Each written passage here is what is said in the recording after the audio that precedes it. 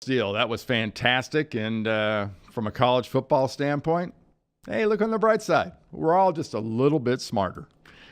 Time now for Unsafe Spaces Sports.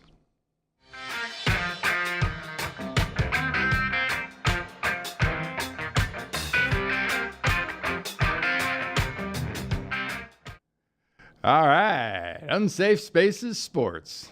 Let's kick this off right now with 3 words I've been waiting to hear for a while, and that's football is back.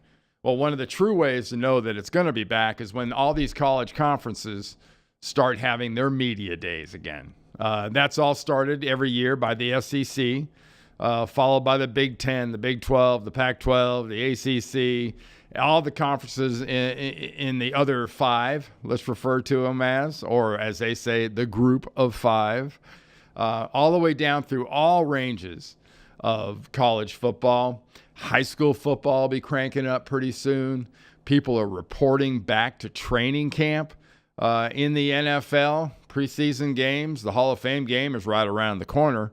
And when you're talking about reporting to camp, I guess the big story this week, actually not coincidentally late last night, early today, Julio Jones from the Falcons is going to report to camp because his deal is going to get adjusted.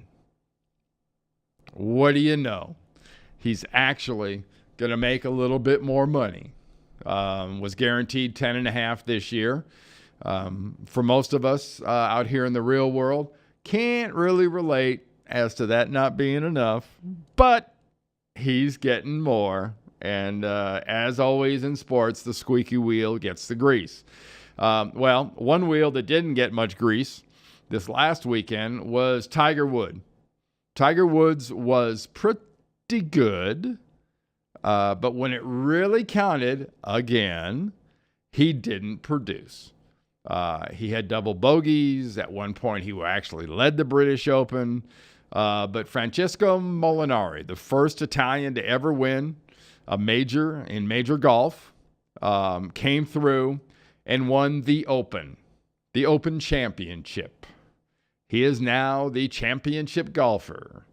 Fun stuff. Good to see. Too bad Tiger didn't do it. But I'm sure the ratings were unbelievable, and it made a lot of people happy. We've seen the All Star game in Major League Baseball come and go. Not a bad performance. We saw the Home Run Derby come and go. Bryce Harper won that.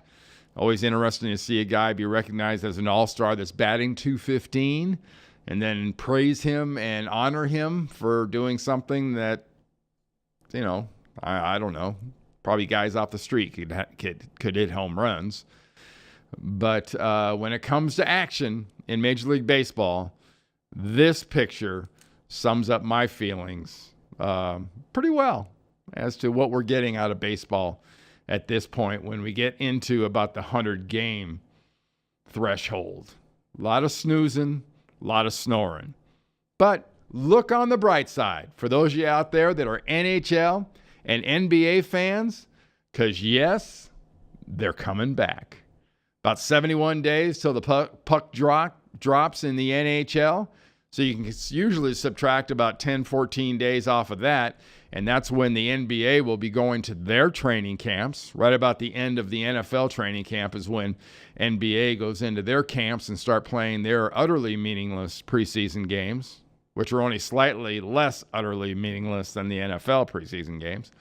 But that's kind of how that goes. But if you're a big fan of those, not long to go. But football is back.